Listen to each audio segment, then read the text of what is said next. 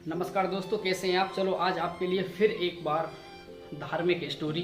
और आज मैं आपको भगवान गणेश जी के जन्म की एक छोटी सी कहानी बताता हूं कि किस तरीके से उनका जन्म हुआ और क्यों वो सबसे बड़े देव बने, सबसे बड़े पूजनीय बने, क्यों उनकी आराधना अर्चना सबसे पहले की जाती है। एक छोटी सी कहानी है, ध्यान से सुनना, बड़ा मज़ा आएगा।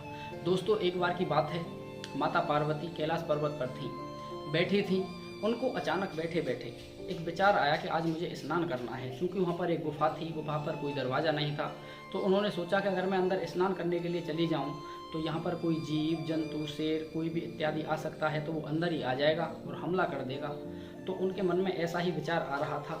तो सोचते सोचते अचानक से माता पार्वती ने, वहाँ पर एक मिट्टी थी, वो मिट्टी पीली थी, उस पीली मिट्टी को लिया, गूंथा और अपने हाथ से थोड़ा सा जैसे आटे को गूंथते हैं ऐसा एक डो बना दिया, उसका मिट्टी को गूंथ दिया। और जैसा कि कथाओं में बताया जाता है कि माता पार्वती ने अपने शरीर से भी थोड़ा मैल उतारा, उस मिट्टी में मिला दिया और मिट्टी का एक पुतला बनाया बहुत सुंदर, और अपनी योग माया से उस पुतले के अंदर जान डाल दी। वो जीवित हो गया, एक छोटा बच्चा हो गया, जैसे 8-9 वर्ष का एक बच्चा होता है। तो उस बच्चे ने एकदम आंखें खोली और उसको माता कहकर प्रणाम किया पार्वती जी को। तो उन्होंने बोला कि बेटा, तुम यहाँ गुफा पर पहरे पर बैठो, मैं अंदर स्नान करने के लिए जा रही हूँ, यहाँ पर कोई भी आए उसको अंदर मत आने देना, ये मेरी आज्ञा है। उसने माता को प्रणाम किया, बोले ठीक है माता, आप अंदर जाइए, आप स्नान करिए और मैं यहीं पर पहरा देता हूँ। माता पार्वती अंदर स्नान करने के लिए चली जाती हैं गुफा में। वो बच्चा जो छोटा था वो वहीं पर बैठ जाता है और पहरा देने के लिए लग जाता है। कुछ देर के बाद में भगवान शंकर कैलाश पर्वत पर आते हैं और गुफा में अंदर जाने लगते हैं। तो वो बच्चा उनको रोक देता है, वो बोलता है कि आप रुक जाइए, क्योंकि वो बच्चा उनको जानता ही नहीं था कि ये व्यक्ति कौन है। वो तो अपनी माँ की जो आज्ञा थी उसका पालन करना था, क्योंकि माँ नहा रही थी। माँ का आदेश था कि चाहे कोई भी हो उसको बेटा गुफा के अंदर मत आने देना। तो वो महाराज, वो बच्चा उस शंकर भगवान को रोकता है, जाने नहीं देता है। वो उसको बहुत डराते हैं, क्रोध में आ जाते हैं, बोलते हैं कि बच्चा, तू अभी छोटा है, तू मुझे जानता नहीं है, तू मुझे अंदर जाने दे, ये मेरा ही घर है। उन दोनों में बहसबाजी होती है। बच्चा क्योंकि बालहट, तो एकदम बालहट वाली बात है, जिद पर अड़ जाता है बच्चा। बोलेगा अगर तुमको अंदर जाना है तो मुझे मेरा वध करना पड़ेगा, अन्यथा उससे पहले मैं आपको अंदर नहीं जाने दूंगा। भगवान शंकर बहुत क्रोधित हो जाते हैं और अपना त्रिशूल निकालकर उस बच्चे की गर्दन को काटकर जमीन में फेंक देते हैं और अंदर चले जाते हैं। अंदर जाकर वहाँ पर पार्वती माता जब तक स्नान कर चुकी थी, लेकिन जब वो शंकर भगवान को वहाँ पर देखती हैं तो वो उससे तुरंत पूछती हैं कि दरवाजे पर कौन था। तो वो सारी घटना बताती हैं कि इस तरीके से उस बच्चे का जन्म हुआ है और वो हमारा ही बच्चा है।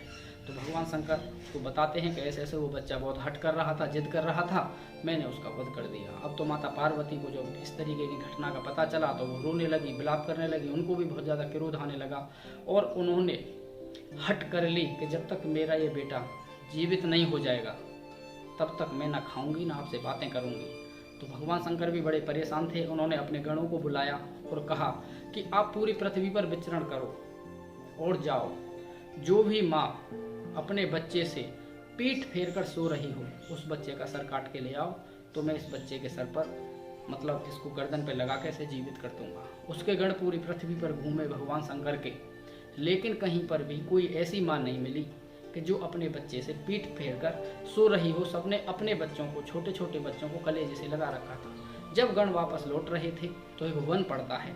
उस वन में क्या देखते हैं, एक हथनी थी जिसका एक छोटा सा बच्चा था, जो भी बड़ा हाथी नहीं हुआ था। वो हथनी ऐसे मुंह करके सो रही थी और वो बच्चा खेल रहा था।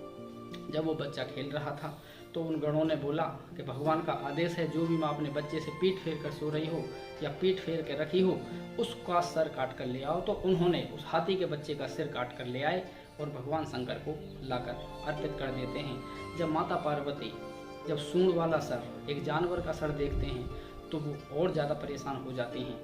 अब तो भगवान शंकर ने, चूँकि सर कट चुका था, उसी को ही उस पर रखकर अपने मंत्र जाप से, अपनी योग माया से उस बच्चे को फिर से जीवित कर दिया। तो दोस्तों, कहा जाता है कि इसी तरीके से भगवान गणेश जी का जन्म हुआ। अब भगवान गणेश जी की पूजा क्यों होती है? जब वो छोटा सा बच्चा अब आधा जानवर हो गया और आधा आदमी था, तो माता पार्वती थी, वो बड़ी परेशान थी। वो बोल रही थी कि अब मेरे बच्चे को तो सब हंसी उड़ाएंगे, सब इसके ऊपर तिरस्कार करेंगे, समाज में इसको कोई कैसे ही नहीं पूछेगा। तो तब भगवान शंकर ने यहीं पर उसको एक वरदान दिया था कि हिंदू समाज के अंदर इस पृथ्वी पर जब भी कोई धार्मिक कार्य होगा, कोई अनुष्ठान होगा, कोई हवन अर्चना कुछ भी होगा, तो सबसे पहले तुम्हारे बेटे का ही नाम लिया जाएगा और आज से इस बच्चे का नाम गणेश रखा जाता है। तो दोस्तों इसी तरीके की एक कथा है जिसका कई जगह विवरण मिलता है जो मैंने आपको सुनाई है। इसी तरीके से गणेश भगवान का जन्म हुआ था। और आपको अगर वीडियो अच्छी लगी हो, पसंद आई हो, तो वीडियो को लाइक कर देना और हमारे चैनल को कर देना सब्सक्राइब, ताकि ऐसी ही और अन्य मोटिवेशन और नॉलेजफुल और एजुकेशन वीडियोज आपको मिलती रहें। वीडियो के अंत में फिर वही एक बार बात कि ज़िंदगी में कर दिखाइए कुछ ऐसा कि आपका बेटा बनना चाहे आपके जैसा। धन्यवाद। जय हिंद, जय भारत, वंदे मातरम।